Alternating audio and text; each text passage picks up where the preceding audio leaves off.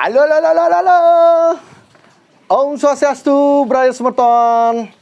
Selamat datang di channel YouTube Balinese Horoscope Mekal Made.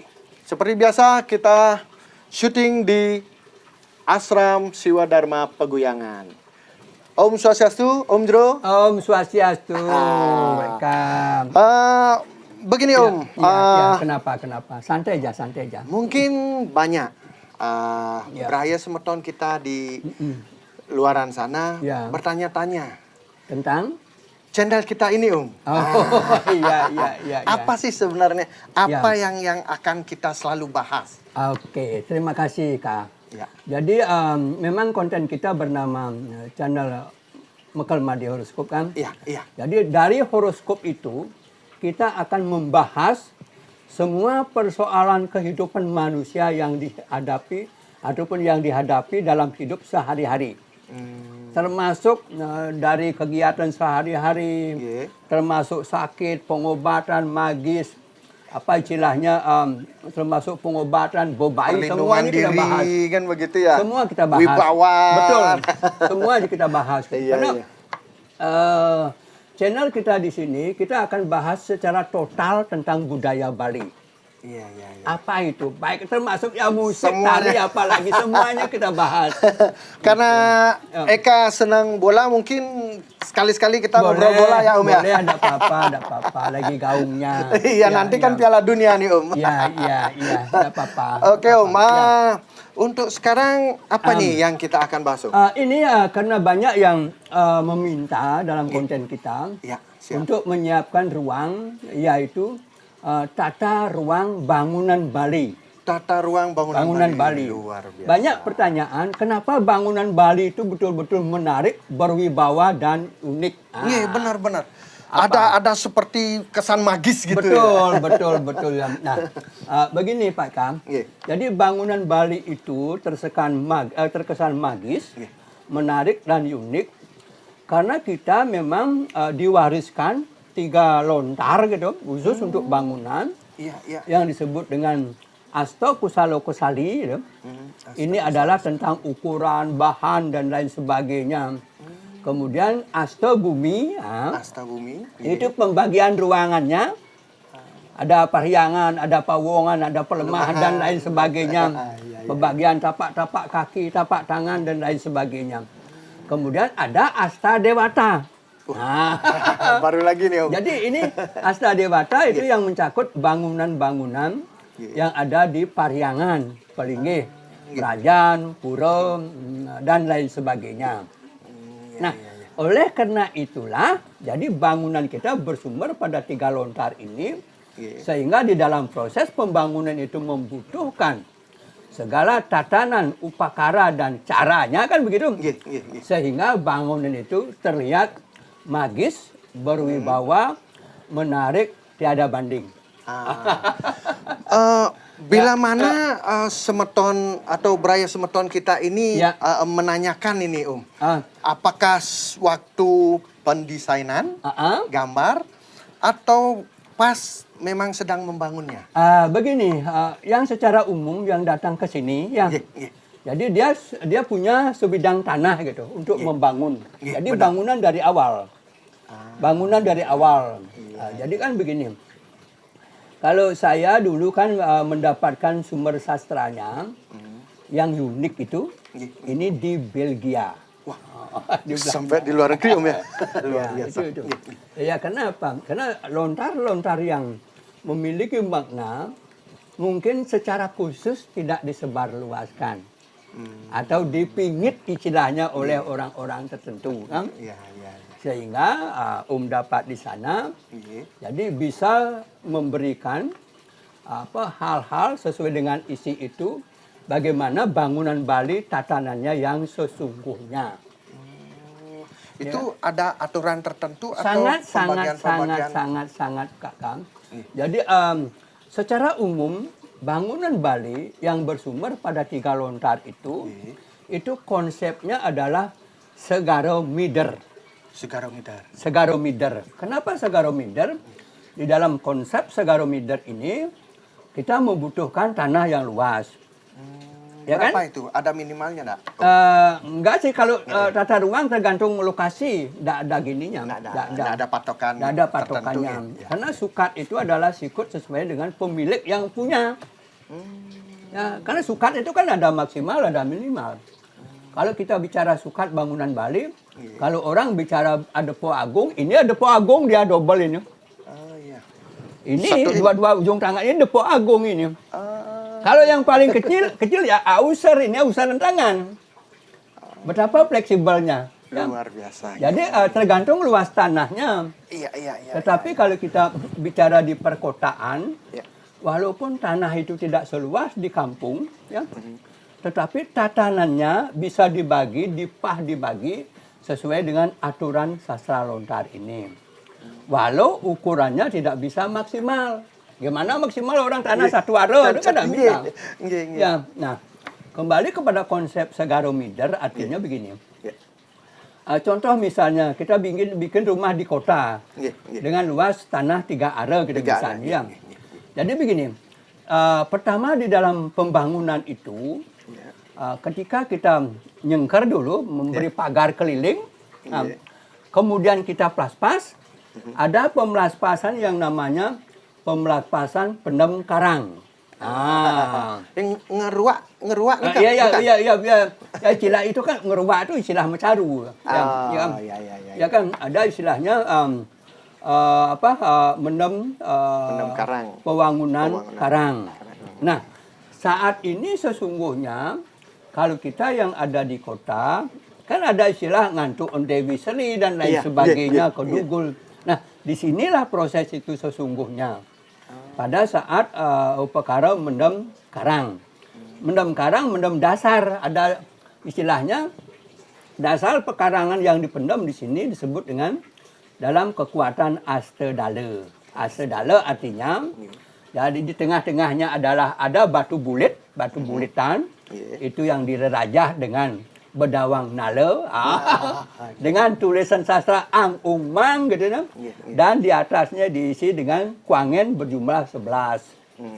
Kemudian diisi dengan 8 bata merah yang tempatnya sesuai dengan arah 9 arah. 8 arah dan di tengah satu kan 9. 9 gitu. Yaitu sebagai penunggalan dasa aksara dan sebagai penunggalan buana yang luas seperti ini, disimbolkan seperti itu. Di upacara. Di upacara itu Pendam ditanam pembangunan di ikan tengah, pas di tengah-tengah pekarangan itu sendiri. Mewakili Braya Semeton, Om, Ya. apa sih yang ditanam di tengah-tengah Di pekarangan? titik-titik tengah Iya, pekarangan. di tengah. Nah, inilah yang disebut dengan penanaman dasar karang. Oh, Penanaman dasar karang ini dalam kaitan yang disebut dalam sastra disebut dengan astedale. astaga. Aste itu 8, dale itu arah. Ya kan? Iya. Ini pas titik tengahnya itu terbuat dari terbentuk dari batu bulitan Iya. sebagai simbol dari bedawang nale, dasar bumi ini Iya. digambar dirajah dengan sesuratan ongkara. Di atasnya diisi dengan kelapa kuning, Iya. digesturi, Iya. di atasnya diisi dengan jumlah kuangen 11 biji. Kan? 11 ya. Nah, setelah itu di samping-sampingnya baru ditempatkan bata merah.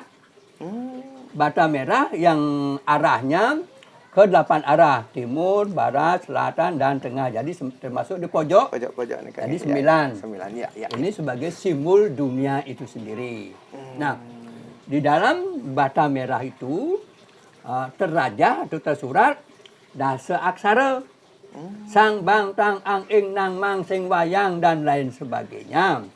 Diisi dengan pengurip-urip sastra wayah, urip modrenya, biar bangunan itu betul-betul mau berwibawa. Oh, berarti ini yang membuat bangunan-bangunan di Bali ini Sangat magis. magis ya? Iya. Nah, setelah itu baru kemudian dihaturkan caru manca sate dengan 5 ekor ayam. Nah, Iya, iya. nah kemudian setelah selesai ditanam caru di atasnya, termasuk bantennya, baru diuruk dengan tanah, ya kan? Nggih, nggih, nggih. Nah, setelah ini selesai, baru kemudian ada pembagian lagi. Ada bagian pariangan, Nggih. ada bagian pawongan, Hubungan. dan ada bagian palemahan. Nah, kalau di pariangan sudah tentu itu adalah untuk penempatan tempat suci. Kita dibalikan Di sanggah. sebelah mana biasanya itu, Om? Biasanya paling tidak di timur atau di utara. Timur Tergantung atau lokasinya. utara karang itu? Iya, karang itu. Iya, Ya. iya. Nah, kalau hari itu diyakinkan sudah siap si pemilik, misalnya dengan kekuatan uang gitu, Nggih, nggih. bisa langsung ditanam dasar pelinggih. Nah, dasar pelinggih. Kalau membuat dasar pelinggih, kita harus mengacu kepada lontar empu kuturan. Nah, ini banyak gininya. Mengacu pada Ada lontar kaitannya empu dengan kuturan. lontar-lontar Betul. yang ada, nggih. Lontar empu kuturan. Karena di sana diwajibkan di dalam sastranya berbunyi begini. Nggih. Yan anu wang ang wangun karang anyar, unang kita ang wangun linggih ataupun pelinggih disebut dengan kemulan taksu. Nah, itu. Iya, iya. Jadi diwajibkan di sini adalah satu disebut dengan ada rong tiga, ya. Ada taksu, Nggih. kemudian ada ratu Anglurah Agung sejenis tubuhnya. Masih adakah bangunan lain atau pelinggih lain, Om? Ada satu lagi, kalau yang utuh itu wajibnya ada Padmesari, satu lagi. Padmesari yang letaknya adalah diagonal dari tempat pariangan. Ya, ingat. Iya, iya, iya. Diagonal. Diagonal. Kenapa? Karena ada yang membuat Padmesari yang bentuknya menghadap ke barat. Ada yang membuat yang bentuknya menghadap ke selatan. Iya, iya. Sebetulnya kalau kita mengacu pada lontar empu kuturan itu iwang. Salah. Yang benar itu diagonal Padmosarinya. Kenapa harus diagonal? Karena kita harapkan beliau bisa memberikan pencerahan, keselamatan, kerajangan ke semua yang ada di rumah itu. Itu tujuannya. Iya, iya, iya. Berarti lebih luas, sangat Lebih ini, luas, nggih. ya. Ya. Misal kalau memang sudah terbuat gitu, Ya. kawentenan pelinggih nika Itu kan baru pariangan. Oh iya, iya. Itu kan baru pariangan. Iya, iya, iya. Kemudian kan di pawongan. Di pawongan jangan lupa kan ada satu pelinggih yang disebut dengan pelinggih kalau biasanya orang itu taksu geginan. Taksu geginan yang disebut dengan pelinggih Surya Bumi. Kalau masyarakat umum membuatnya sejenis dengan bentuk taksu tinggi pakai atap. Tetapi khusus untuk para pemangku, balian dan sulinggih Nggih. itu harus menggunakan bentuk padma capah. Nah, seperti apa tuh, Om? Ya itu ya padma yang tidak beratap. Ya kan? Iya, iya. Seperti Padmesari ini kah wujudnya? Seperti padmosari tapi bentuknya dia lebih kecil. Lebih kecil. Iya, iya, iya. Nah, ini kalau yang ada di Pawongan. Dan satu lagi adalah Tugu Karang. Satpamnya rumah gitu. Betul, Tugu Karang yang tempatnya adalah di posisi di pojok, istilah Balinya kan Kaje Kauh. Kajut kau. Jadi utara ke barat di pojoknya sana apa istilahnya itu kan? Di sana menghadap ke selatan. Ya. Karena beliau nanti mengayomi, melindungi orang yang berada di rumah itu. Ya kan? Nah, ini kalau kita bicara khusus tentang pelinggih. Dan kalau di Palemahan, nah di Palemahan itu ada satu tugu. Ada tugu yang lagi? disebut dengan Tugu Dugul Karang. Beda lagi, Om. Beda. Ini biasanya di kampung-kampung yang ada yang tanahnya luas. Ya.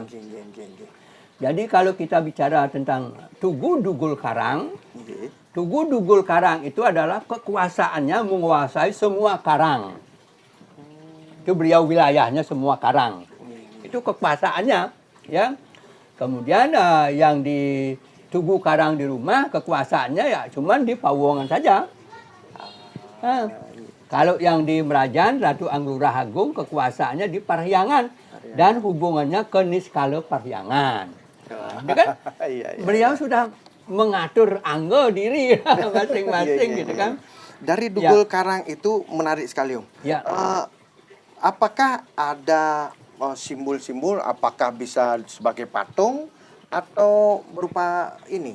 Iya, tubuh, begini, gitu? Pak Kang. Iya. Sebetulnya yang namanya keinginan, keyakinan, Iya. sebetulnya sah-sah saja. Ada orang yang menggunakan berbentuk patung, Iya. ada juga yang berbentuk pelinggih. Itu sesuai dengan keyakinan sah-sah saja. Iya, iya. Karena apa? Di dalam hitungan sastra umat Hindu kita, yang dasarnya adalah keyakinan, Iya. tidak ada perhitungan ataupun fakta salah dan benar, tidak ada. Iya, iya. Itu dasarnya keyakinan. Keyakinan ya. Ya kan? Iya, iya. Sah-sah saja. Nah, Iya, iya, iya. nah, itu kalau kita bicara masalah pembangunan Parahyangan ataupun pelinggih yang ada di perumahan. Itu batas-batasnya itu, Pak Ikam. Iya, siap. Itu harus ada. Kalau kita mengacu pada lontar empu puturan. Nah, luar biasa semuanya harus ada dasar. Jangan kita bicara tanpa dasar, nanti salah Siap. kita. Benar, benar. Ya kan? Om. Ya. Sangat menarik, Bray ya. Sumerton.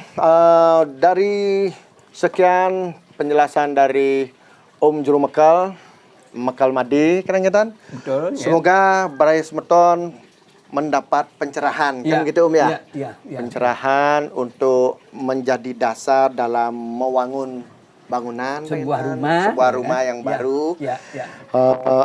Dasar-dasar lontarnya tadi sudah disebutkan. Betul, ya. Semoga bermanfaat. Bray Sumerton, ngoyong gitu. Siapkan camilan, kita akan sambung di part kedua. Jangan kemana-mana.